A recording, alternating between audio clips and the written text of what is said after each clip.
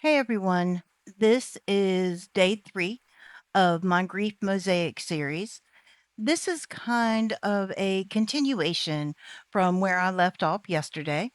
I talked about cumulative loss, and today I am going to follow that up with the ways that it shows up in my everyday life and affects my relationships, my job, and everyone around me. Tomorrow and Friday is going to mostly focus on Trey and Devin, but today I'm going to go a little deeper into this part of grief since this is where I am right now and what I'm trying to work on. Okay, so what I didn't get fully into yesterday is how PTSD shows up in my day to day life.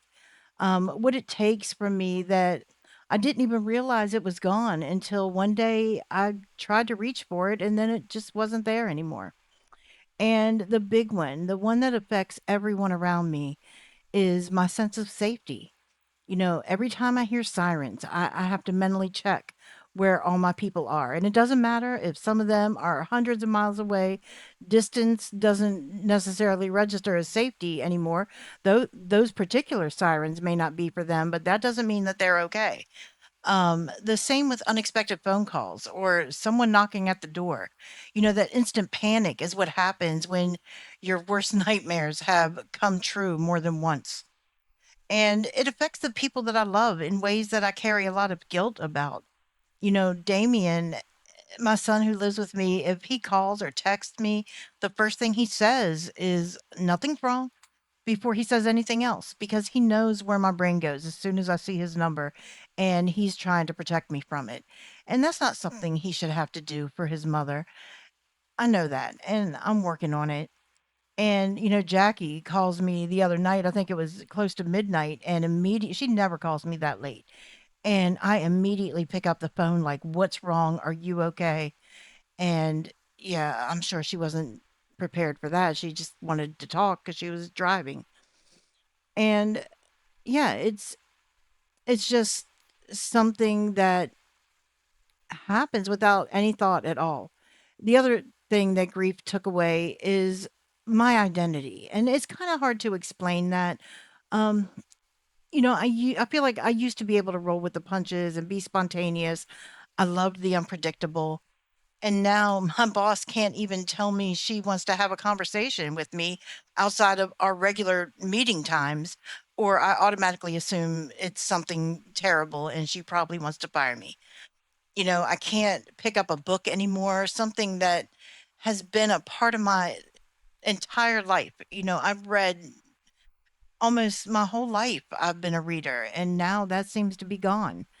Um, I constantly see people and things that remind me of Trey and Devin, and sometimes that just takes me right back to the moment I lost them, and I immediately shut down and disengage from whatever moment I'm in. The version of me who lived in the moment and lost herself inside a book every day, she's gone. And what I am trying to do now is figure out who I am now. Pieces of the old me remain, but there's someone new and mostly unrecognizable that exists where I used to be. And then there's that thing that I've only recently been able to name. Something I mentioned yesterday. I am at a place in my life now where things are mostly predictable, a daily rhythm that feels comfortable. My life is pretty stable and secure. My bills are paid, we have everything we need, and then a bunch of extra stuff because I lack impulse control. But the easier things become, the more anxiety and fear I feel. A couple weeks ago, I shut down for like 3 days. I didn't work. I barely functioned. I lied to everyone and said that I was sick, but I just laid in bed all day for 3 days straight. I didn't reach out to Jackie right away because she's grieving too. Trey and Devin were her losses too. And I'm always really conscious of not pouring all of my grief onto her when she's already carrying her own. But, I got scared and I could feel myself really starting to spiral in a way that could have cost me things, like my job, my house, everything I've already rebuilt from nothing. So I called her and I told her I wasn't okay. And, she went straight into investigator mode. Are your bills paid? Are you worried about the move? She went through every logical source that she could think of. And when we ruled them all out, she said, okay, so you are self sabotaging. Things are too good right now and it's uncomfortable. And that landed like truth. Um, if I'm the one who's destroying it, then I control the story. I get to be the one who chooses the loss instead of the one that it happens to again.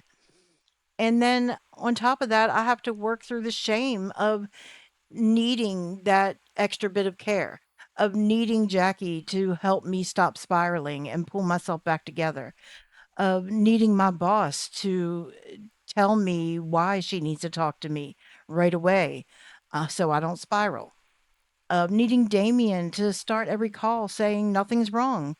And I have to remind myself that needing that it doesn't make me weak. It just simply care and comfort. And I've earned the right to have some. I'm still figuring out how to hold it all together without collapsing under the weight of all the good things I've built. I don't want to be the author of my next tragedy. So I'm learning to sit in the calm stability without waiting for the other shoe to drop. I have to somehow learn to enjoy the peace that I've earned.